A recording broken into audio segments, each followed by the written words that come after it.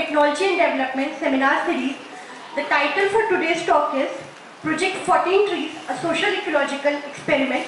Today we have Mr. Praveen Bhagat and Mr. Ajay Pathak. So Mr. Praveen Bhagat has a BTech in Computer Science from IIT Kanpur and MS or PhD in Computer Science from University of Maryland, College Park, USA. He is an entrepreneur and a wireless security researcher. He was co-founder and CTO of Mojo Networks, a product venture which started in the year 2003 from Pune and grew to become a leading provider of cloud-managed secure Wi-Fi for the global market in 2018. The company was acquired by Arista. For the past 7 years, Praveen has been pursuing his passion for nature conservation by reforesting a large tract of barren land near Pune as part of Project 14 Trees. Ajay Pathak received his BTech in Chemical Engineering from IIT Bombay in 1984, followed by a master's degree in Computer Science from University of Pune. He has also received a Distinguished Service Award from IIT Bombay in December 2009. Ajay is a trustee and faculty at Ecological Society, founded in 1982, and teaches environmental history, energy concepts, energy economics, and impacts of energy on the environment. He also teaches sustainability and sustainable marketing at Symbiosis MBA program. He is also a founding director of JPP Alumni Foundation, alumni organization of Janana Prabodhini Prashala, founded in February 2021. Welcome, sir. Over to you.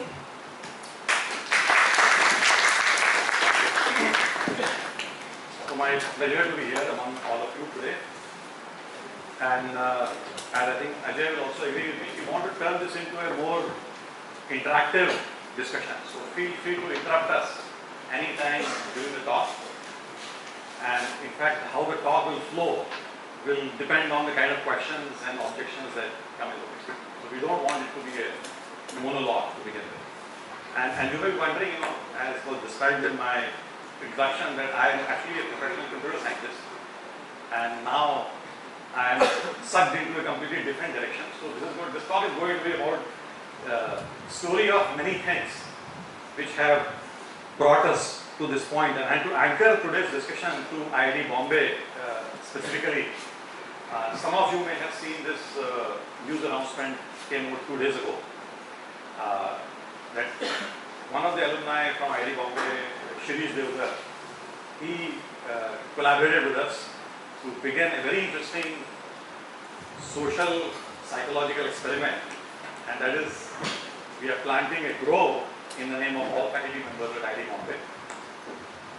And you may be wondering, what is restoration and this grove with faculty and it's got to do with today's topic. So just to kind of tell you, some of you, I don't know, couple of them actually came to this project site last year, and maybe there are 1 or 2 people here in the audience. Class. So you may find your face here, I believe. So just to set the context, there are few people here maybe familiar with what 14 Trees is all about. But this is where the story is kind of unfolding. There's a large barren piece of land, and we are trying to figure out some refresh rate.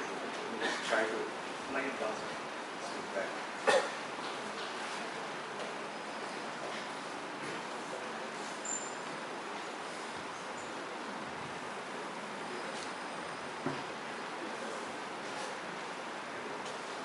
Hopefully.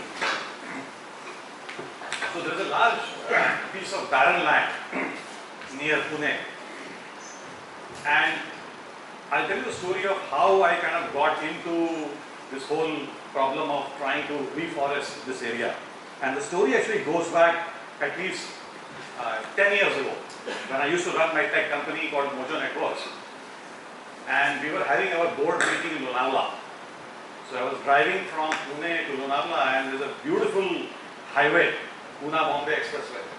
And I was driving to that Lonavala. I saw this site of hills burning on both sides.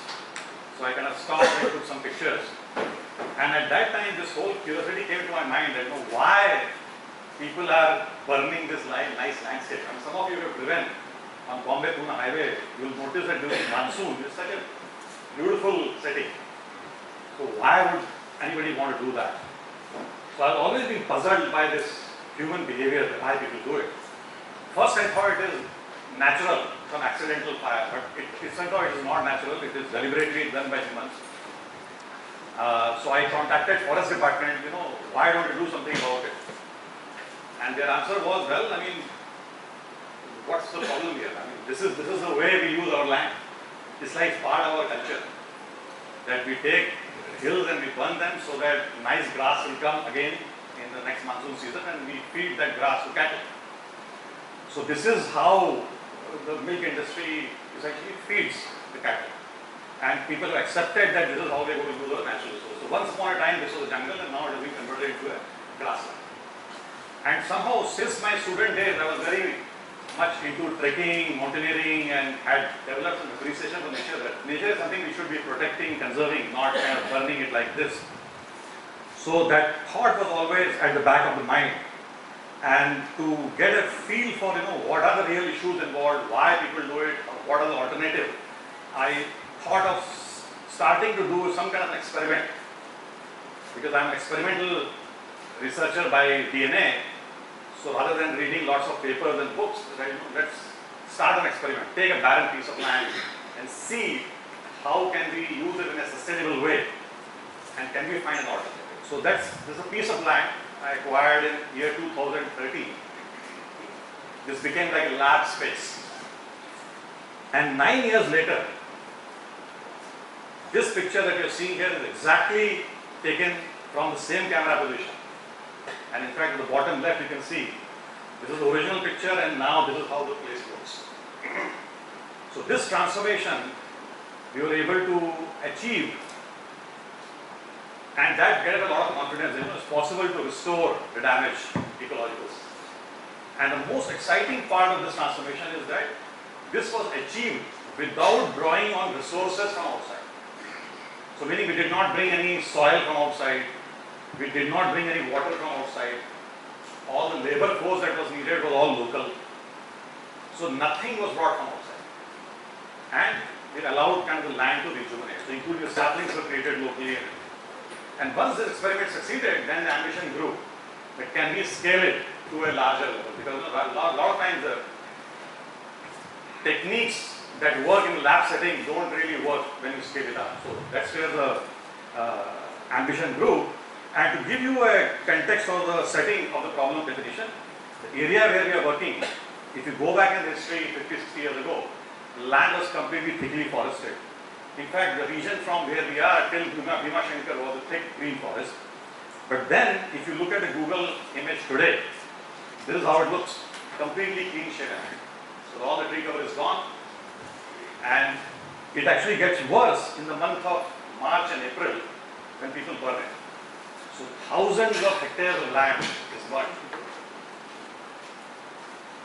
And it is burnt because there is a belief that by burning the land, you are going to eliminate all competing species, only grass will come.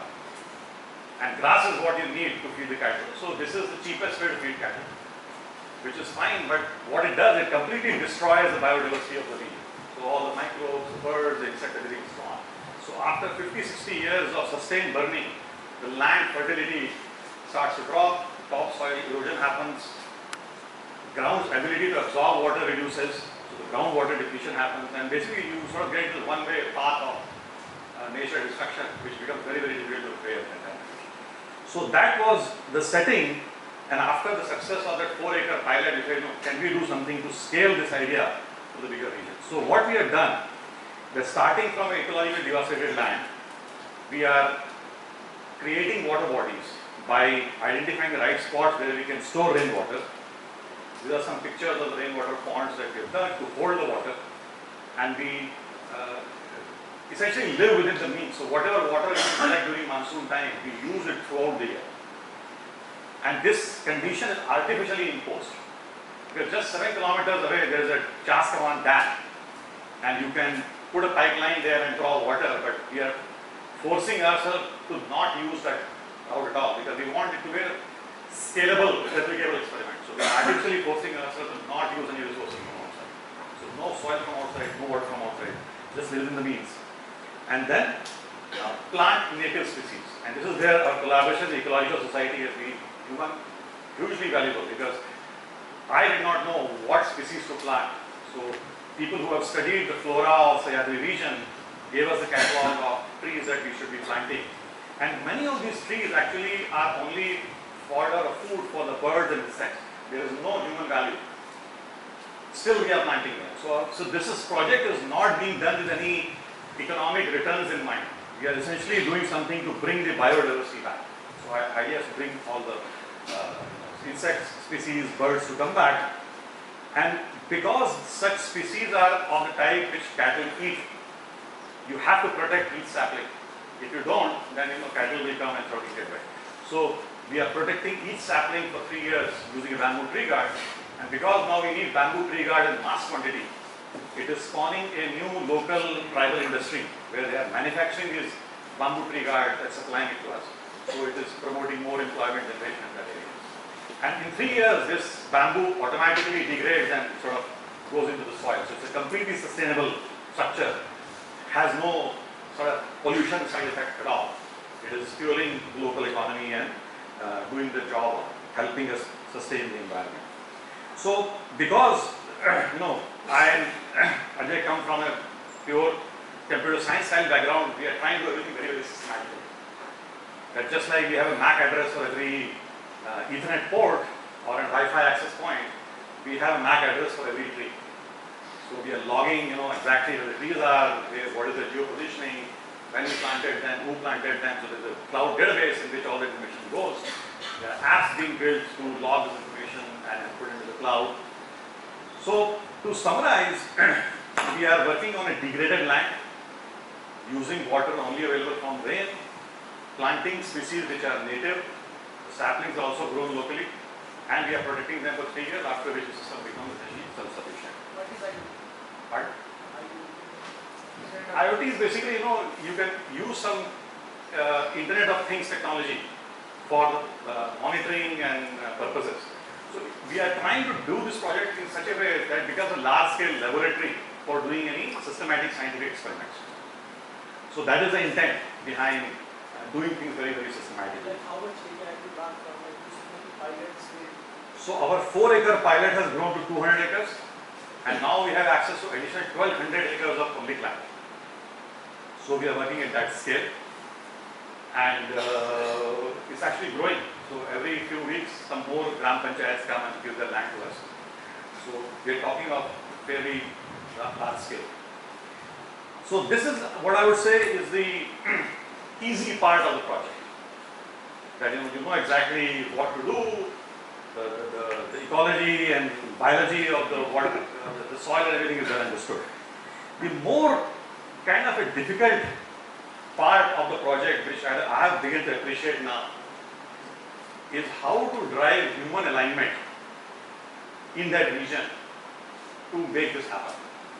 Because I think humans are responsible for the ecological destruction, and without aligning them, you cannot conduct a project like this, especially at scale.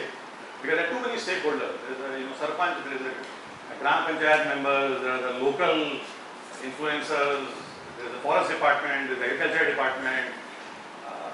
All kinds of people are there. And everybody looks at you with suspicion when you are trying to operate in that area. And sort of aligning those interests is the hardest problems. And I think this is one area what you realize, that if you look at the bottom right side, there is a belief that if you sort of ring fence an area, large area, and leave it to the nature, it will regrow itself.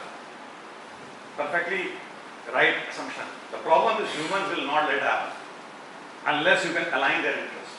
So what we have done, we have turned this entire project into a livelihood opportunity for the locals. So we currently have 100 tribals employed in the project.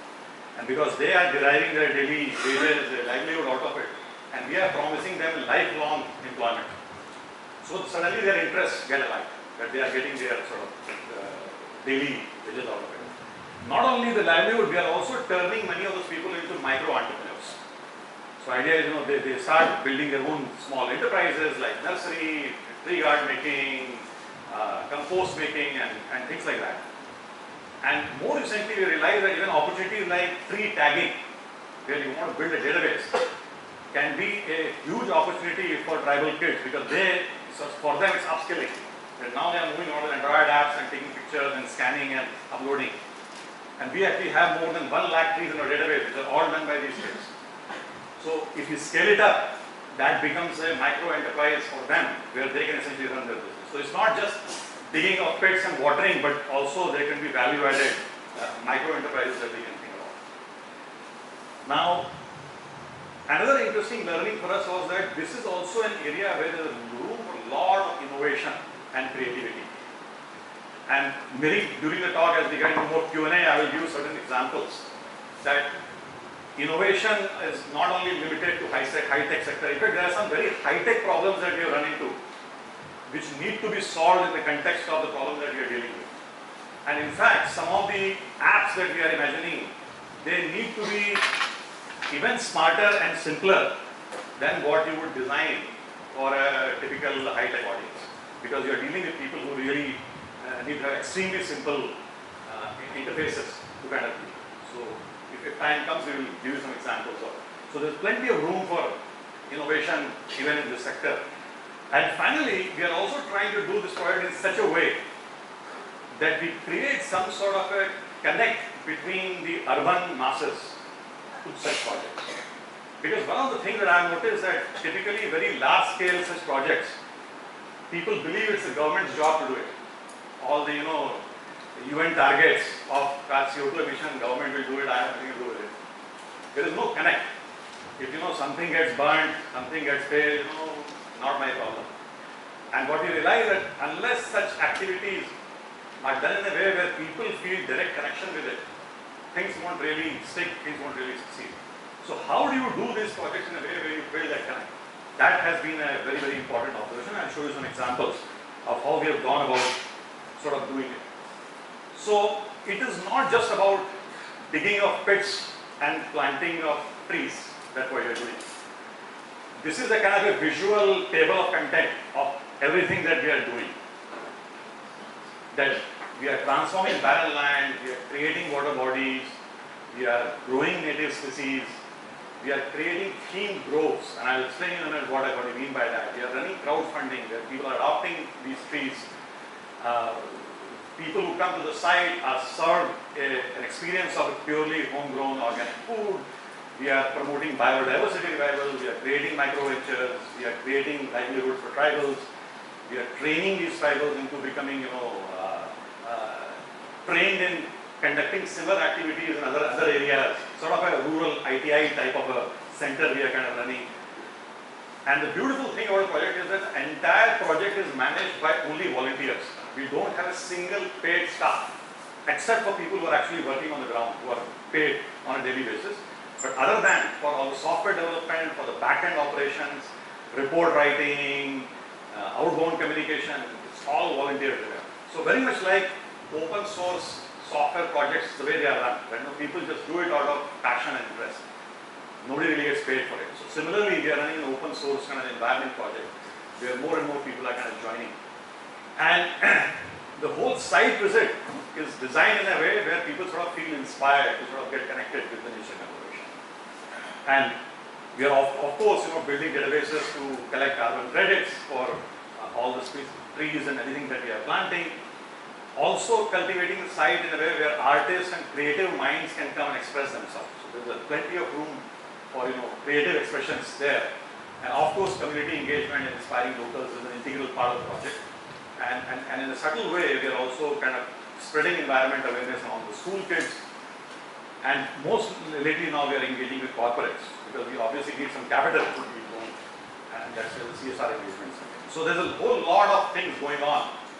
And all of this all tiles are needed to make this whole thing work. If you take one tile away and suddenly you realize that something is missing.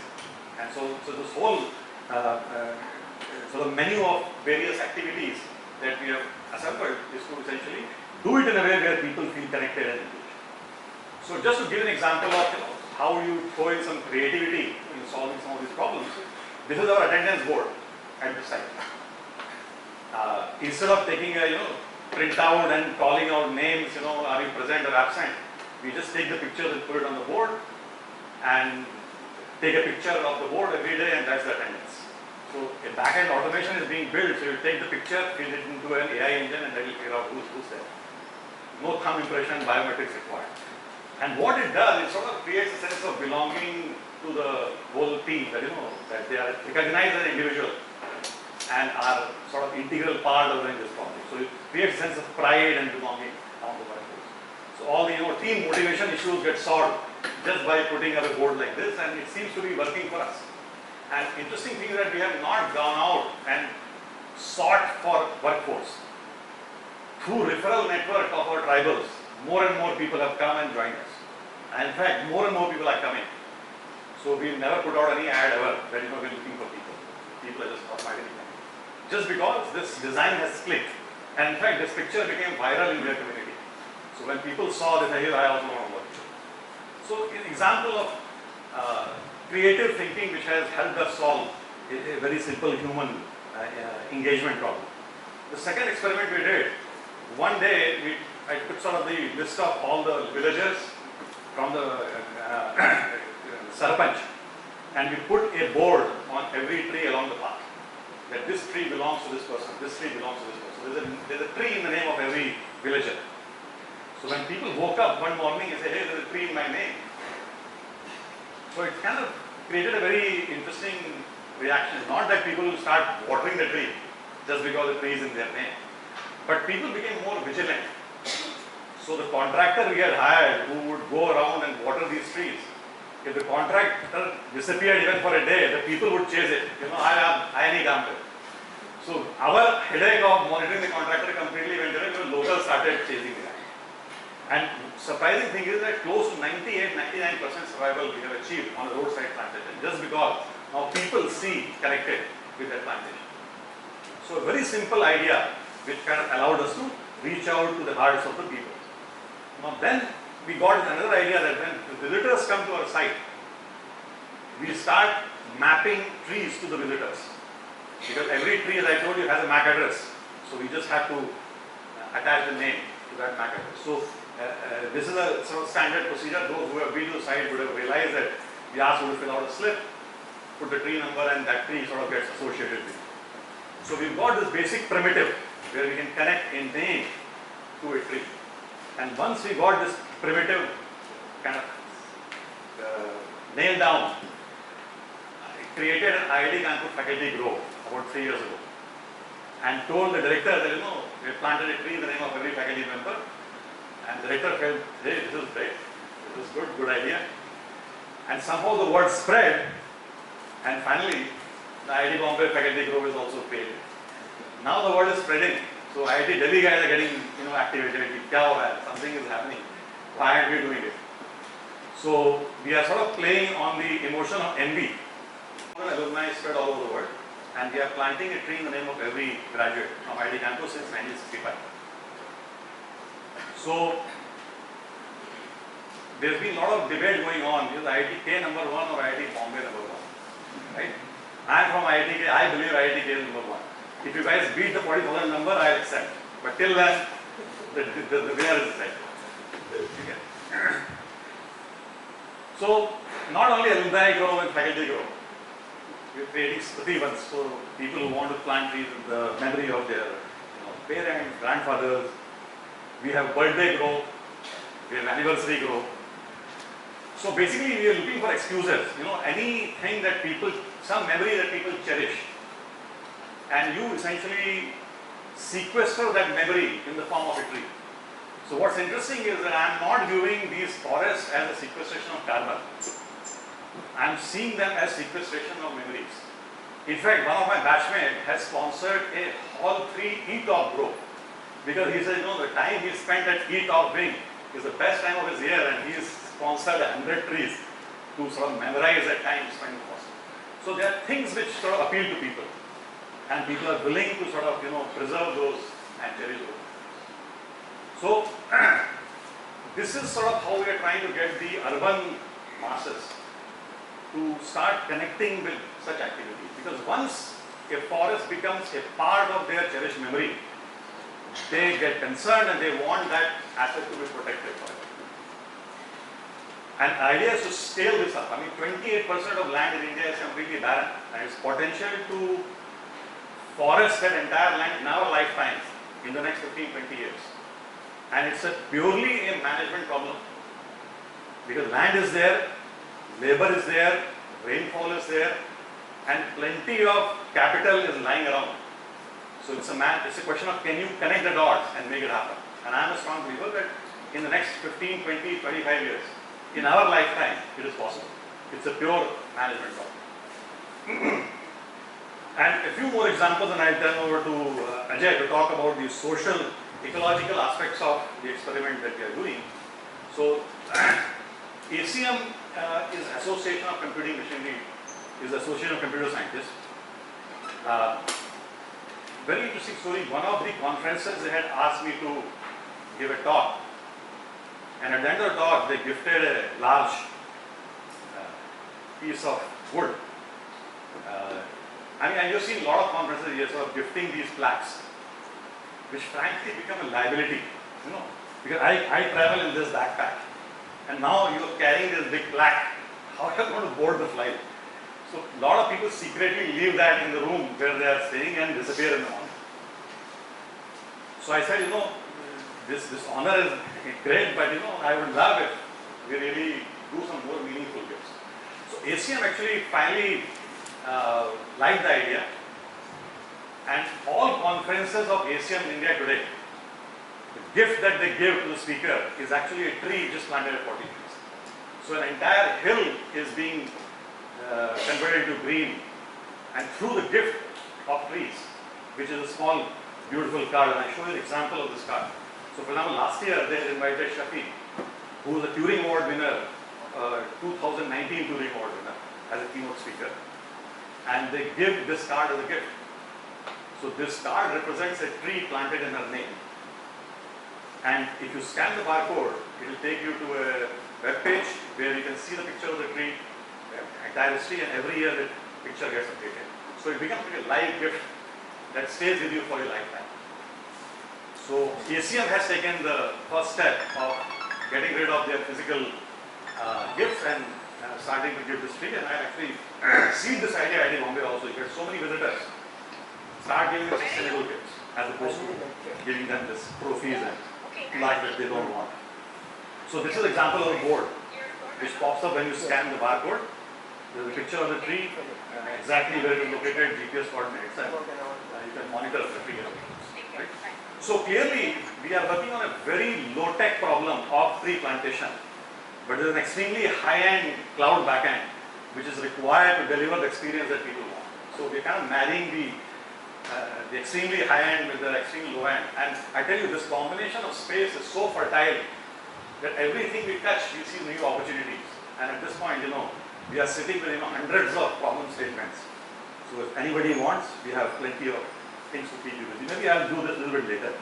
So anyway, so as the project is growing, the locals are observing, so demand is increasing. So a lot of village Gram Panchayats are coming to us saying, look, we have barren land, why don't you take it and plant trees? After all, you just need land to do it. So the numbers are swelling.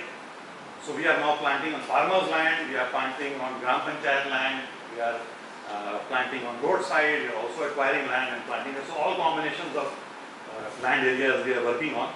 And currently, I was telling Dr. Pandit, we have identified 10 square mile area around the project site, which is sitting completely barren, and we have potential to turn this into a completely green zone. The hardest part is how do you get locals to align, and I think in the last 10 years of our effort, that is one problem. I won't say they completely nailed down, but I think we have made a good advances that people themselves are coming and offering their land, take our land and plant it. So the vision is, what if we create a large scale transformation of barren to green at that scale and demonstrate feasibility of such an idea. And that becomes a case study which we can think of replicating many times over, all over. So that's essentially what we want to aim for, and I think it's, from timing wise, it's very, very timely because the UN has declared this decade to be the decade of restoration, and everybody is kind of looking for such examples. And the spirit in which we are trying to run this project is very much the same spirit as you run an open source project, that I mentioned earlier, that it's a platform where if you got an idea, you can come, add your energy, add your creativity, and sort of do your thing. It just provides a canvas on which you can exercise your ideas. So we've already got firm relationships established with IIT Kanpur, and I'm hoping that we will similarly develop similar collaborations with IIT Bombay as well, especially with the startup by Faculty Grow. So Faculty Grow is the seed, which I'm sure will now grow into much more meaningful interactions in the time to come. So at this point, I'll turn it over to Ajay to sort of walk us through the socio-economic aspects of what we're trying to do.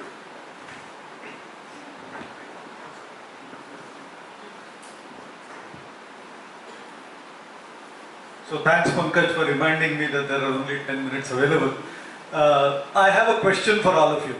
And the question is, do you know the budget of NREGA, which is a program which offers 100 days employment to rural population every year? Anybody knows the number? I was really hoping that there would be at least one person except the professors who would know the number. Anybody know the number? Can you guess? Can you guess? Any guesses? Wild guesses? 70,000. Sorry? 70,000. 40,000 crore? Okay, not bad. It is 60,000 crore roughly. Okay, so we are talking about 60,000 crore rupees spent on digging and again putting that back, right?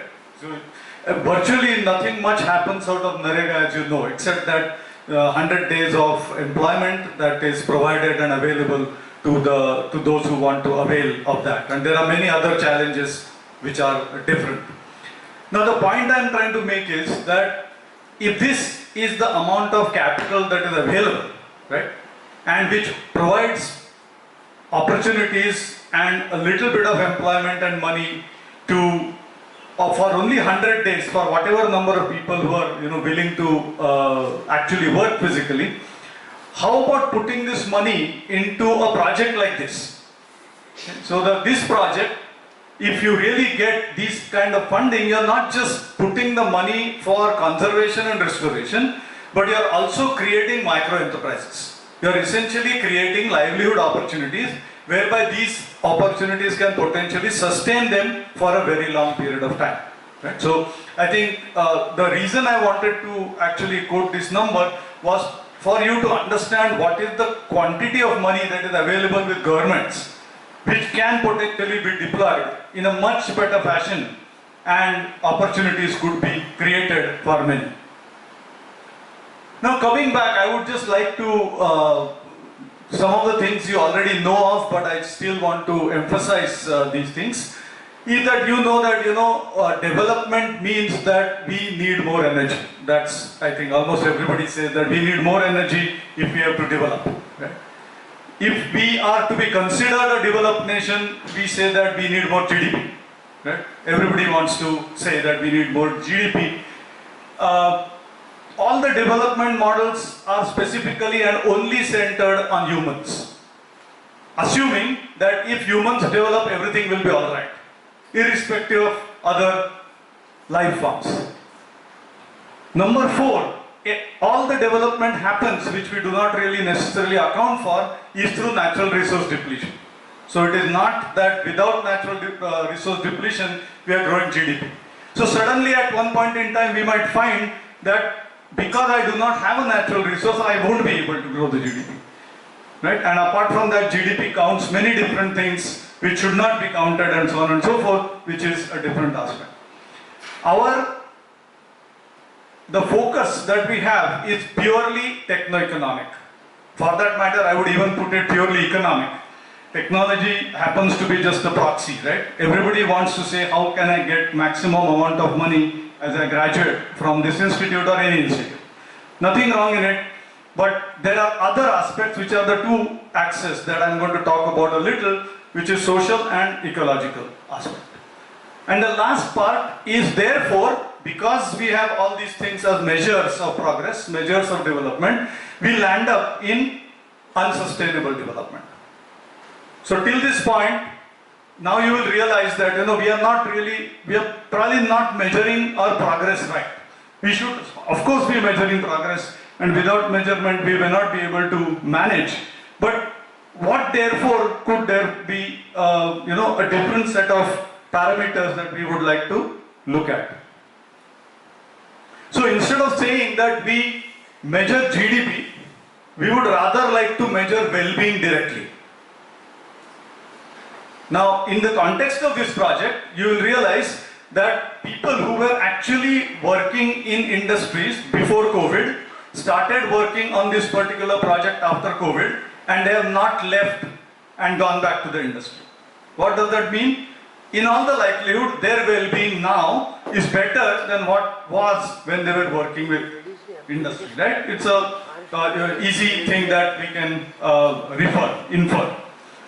Second is, the development model that we are talking about here is not human-centric. We are not saying that because I need it, I will plant a mango tree, I will plant a banana tree, or I will plant a guava tree, right? It is, what we are trying to do is, we are trying to look at it from a life-centric perspective. We are trying to look at how can we get biodiversity back. And for doing all this, and after doing all this, it is almost automatic that humans derive benefits. As an example, these 84 ponds that were constructed, right? Of these, almost 26, 27 ponds are percolation ponds. They don't hold water. They just allow the water to, seep through. And these ponds have helped increase the water level across the villages by several feet. For that matter, the villages, the Betale village, which is the first village downstream, so to say,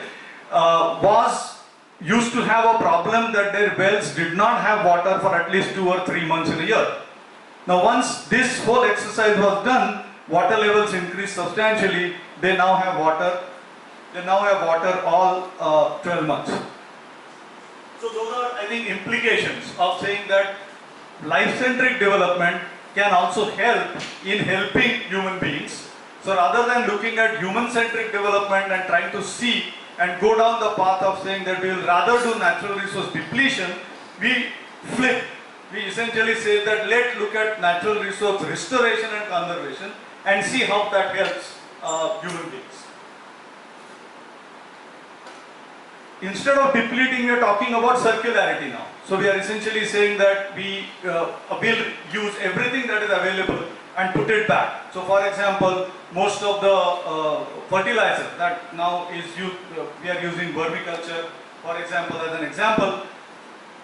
It is based on the detritus around this area. We are not bringing anything from outside, right? So everything that otherwise we feel in the city, that all the leaf litter has to be cleaned up, not required. That goes back into the same soil, so we created circularity. And instead of looking at it from a techno-economic lens, now we are looking at this from a social ecological lens. And the reason is very simple. Why is economy created in the first place, right? Economics was created to make sure that there was just distribution of resources, availability, and improvement in well-being. Now we are looking at targeting well-being directly. And second part, of course, is saying that so social ecological perspective actually gives you direct access to what you really want rather than going through the proxies of techno-economic perspective. So techno-economic perspective, so technology and economics is important in the process of doing this, but your perspective has to be social ecological, and in the process use technology and economics to deliver end value. And that is what we are attempting as part of this experiment. And therefore, we move from the unsustainable situation, which we might land in sooner or later, to more sustainable mechanism of development. And therefore, the question is, can an experiment like this, with support from 60,000 crores from the government or some other 60,000 crores from some other philanthropist, actually change the way you look at development? We are now looking at a completely different model of development. rather than making it through measurements on the left hand side, we are looking at the right hand side, and therefore making definitive progress in terms of something that can be demonstrated.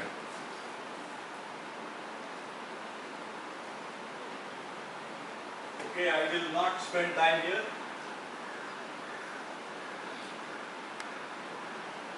I think this is something which you should definitely look at, and I'll spend a couple of minutes here. You will see this matrix and you will see what are the challenges that we face, right? Carbon dioxide emission, everybody knows, it is in the papers every other day. We are talking about, energy related challenges, we are talking about economic challenges, social and ecological challenges. And what we are trying to do is only within the boundary, the red boundary that we are talking about here. Yeah? So for CO2 emission, we are talking about saying, okay, let's look at carbon capture as a solution. While carbon capture is important, while carbon capture might be required, it will not solve the whole problem. We are talking about sequestration, plant trees. Just planting trees is not going to help. We are actually going to talk about, or we need to talk about more comprehensive restoration.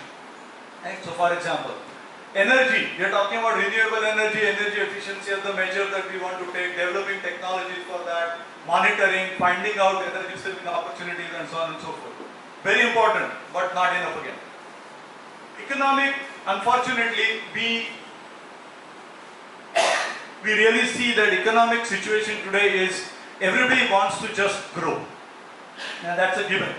Tomorrow as a CEO, if I stand in front of the board and say that from tomorrow over 10 years I am going to reduce my revenue by 50%, I will be fired the next second, right? So economics essentially says today that you just have to grow.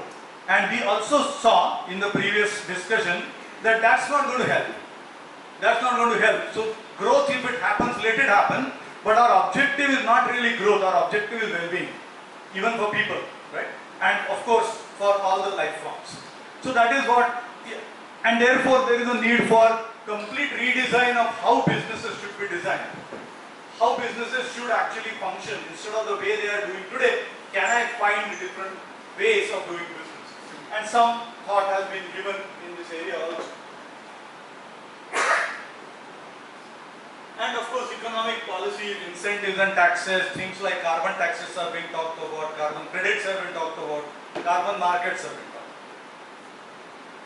about. So this is what we are doing. Right? And then you really look at it, what is not being done so well. Right? We are not really looking at utilization too well. So if you really look at utilizing assets that you have in a much better fashion, so kind of shared economy in a much better way, is going to help you get some more results. The challenge of scale is not understood. The challenge of scale is enormous. Just to give you numbers, 170,000 terawatt hours of energy is what we spent in 2021, and of that 1,000 terawatt hour came from solar electricity. Now imagine the scale. Are we going to able to get to that scale in the next 10 or 15 years is a question that we should ponder on. And therefore we should start looking at how can we not use energy. Right? We have to find ways not to use energy rather than just saying that we will find an alternative. While alternatives will also be required, you will have to start looking at problems a little bit differently. Economic, I think there is a concrete need of stakeholder expansion. Now current economic models, organized sector, we are talking about saying that shareholder value is most important. But shareholder value essentially skews the distribution of wealth and income again further. And to quote numbers again, top 1% of world population, close to quarter of all the wealth, while even more, is controlled by 1% of top 1% of population. Right? So that's not what we really want. We want to ensure that distributive justice also is an important factor. Now, therefore, from a social and ecological perspective, if you integrate, all this, what is not seen in that red box, only then you will be able to look at, solutions in a much more comprehensive manner. Right? So, behavioral and lifestyle. So, for example, individual behavior is equally important. How we live our lives is important. Understanding how we can live that life well without many of the things that otherwise we feel we must have is also important. Distributive justice is a very critical aspect, and we should integrate as part of how we make our policies on the social side. And ecological, of course, is most important part is prudent management of natural resources. Again, in the context of 14 trees, we are looking at experimenting with creating grasslands where people can take grass and feed their cattle, but not get cattle to the grass. That will have two advantages. One is the quality of grass that cattle can eat is going to be much better. Every time you burn, you get a lowest quality grass that is grown again. So amount of protein and amount of nutrients that cattle need are minimum in that category of grass. If you let these grasses proliferate and a different set of grasses grow, you are in a position to feed your cattle better. And as you just cut the grasses and take it on, you are not actually destroying this particular grassland, which happens because of trampling, number one, and also these cattle trying to eat those right from the root, and therefore they just vanish. Sometimes they become barren over a period of time. So degradation happens further. And conservation has to be thinking beyond forests. Today's conservation means that we have to just maintain a forest. There are tens of other ecosystems, terrestrial and aquatic, which have to be conserved, which have to be restored. People talk about wetlands and wastelands, which is a huge issue. Right? Wetlands actually are one of the most important ecosystems, even if you talk about carbon sequestration. And the last part, of course, is can we look at low carbon agriculture? Almost nicely conceptual and theoretical almost to kind of put it together. So even as a presentation and as communicating a combination of empirics and I don't know if it was by design, probably by design, but it comes out very well. Thank you so much. A very inspiring story and also a very positive story in a world of doom and gloom. So as always, we'll open it up for discussion and we'll start with our first year students, master students. You all are going to be visiting this site. So you can ask your questions now or you won't be allowed to go. Yeah. Yes, pass the mic. Also introduce yourself. Hello, I am Ayadi. I'm one of the first year master students here at Chitara. I think I have two broad questions. I'll start with one. I wanted to know, because I was curious, you showed the UN slide where they give the principles of ecosystem restoration as well. The 10th principle talks about how you ensure sustainability and how you ensure the measuring and lasting impacts. And because you mentioned in your presentation that you take borrowed lands or donated lands or given lands, how do you ensure that these impacts are lasting? How would they not be grazed over a long time period? What is that time period? How do you sort of ensure that? I think that's my first question. You want to ask the second question as well? Yeah, the second question is, this is a very nice initiative, and the question I have personally is, probably people like us wouldn't be able to replicate this model if we don't know how this started. How do you sort of fund or sustain this model on a go? Because I know that this is a charitable organization, but is this possible through, again, because of for-profit models that run on subsidiary, or is there some other way that this is sustained? I think these are my two questions. I think very, very, very good questions. And so the first one, how do you ensure that effort that you put in restoring is preserved after the time when we hand over to the owners? See, we are basically a bunch of entrepreneurs and risk takers. To answer, we don't know. This is an ongoing experiment, and we are collecting statistics. So just like when you invest in capital markets, there are some AAA rated securities, there are some B rated securities and C rated securities. So we are going to find out that maybe when we plant on a public land, it's a B rated plantation. And when you do it farmers' land, it's C rated. That's why we are also acquiring land and doing it so that we are ensured that on that land people will protect it. So at this point, it's an experiment that is unfolding, and we will find out. But unless you take a risk, you will never know the answer. But we are appealing to the, also I think we are assuming that some loss is bound to happen, so we are not going to be disappointed by that. I would like to supplement this a little bit further. As part of the work that we do at Ecological Society, we keep going around and look at different communities and how they manage their natural resources. Right? So I want to cite an example of a grassland near Amravati, called a place called Vadar. And that's a very interesting experiment. Some of you might know that experiment. And that experiment is that there was one farmer who started on his land 2 acres. He protected that, made sure that grass was available to his cattle, and based on that experiment, slowly but surely, they started to realize that, oh, if the grass is managed in a particular way, actually I benefit, my cattle benefit, my families benefit, the community benefits. That realization put them to a 200-acre experiment. And now they are an 800-acre experiment, no fencing. Now this is actually a crux of learning, where you say that if there is involvement of the society, involvement of the community and people around you, there is a great chance, I would not say that it is a given, but there is a great chance that this whole effort can sustain for a long period of time.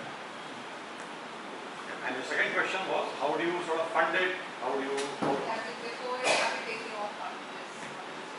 So this is still an ongoing experiment. It is not, I won't claim that the flywheel is spinning. We are trying to build a crowdfunding model to sustain this. And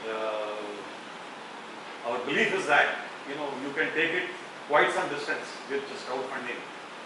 And at some point we will be able to influence government bodies to redirect some of the Narega money. But that's still some time away. But once you get to a certain scale, it can happen. So it's a very risk-taking entrepreneurial idea injected into this domain, and I think we'll find out the answers in few weeks.